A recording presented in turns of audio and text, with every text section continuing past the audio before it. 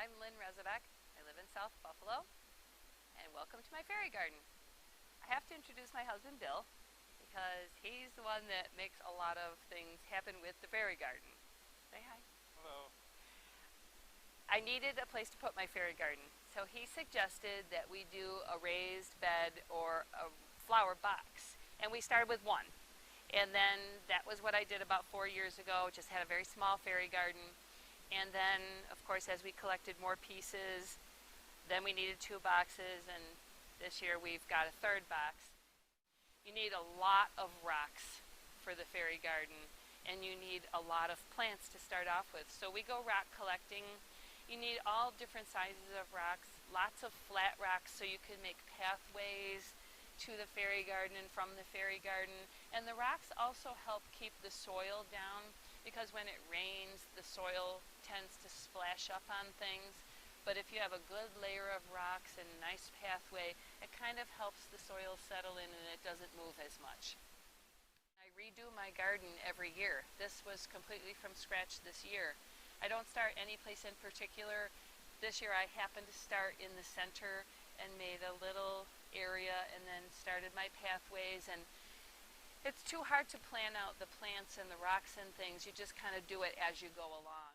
But some of the favorite things that I have in here are this area here.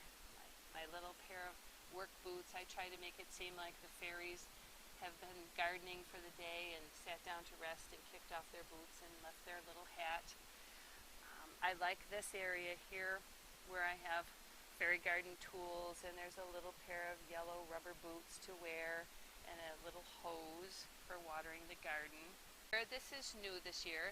This is a fairy fire pit, and there are little bottles of wine and a little decanter and little goblets to drink out of. Those are a couple of my favorite things.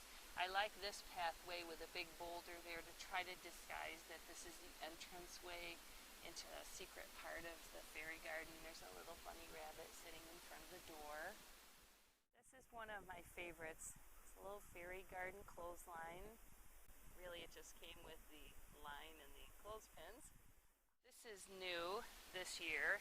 I really like the fairy doors, so I said to my husband I would like to make an area where the fairies could go in and out. So he went down to his workshop, and a couple of hours later came up and had built a structure that I could pile rocks on and put all plants around to disguise the entranceway so the fairies can go in one side and out the other. And I have fencing to kind of close off some of the areas or to lead into another area. Tips for fairy gardening: don't have too many preconceived notions. And you don't have to say that you need hours and hours and hours of time. You just come out here and spend a few minutes here and there. Of course, the actual construction of it did take a couple of hours on several consecutive Sunday mornings. But you just try not to plan it out too much and just let it happen. You kind of just let the fairy garden create itself.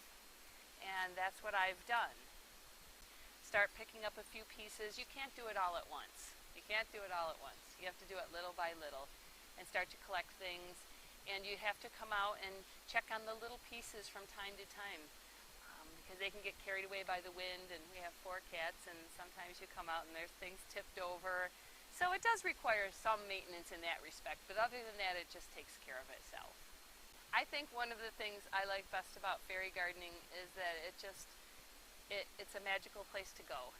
I think fairy gardening is a nice way to escape from reality. I'm a teacher and I spend long hours in my classroom, and I teach music lessons after school and in the evenings.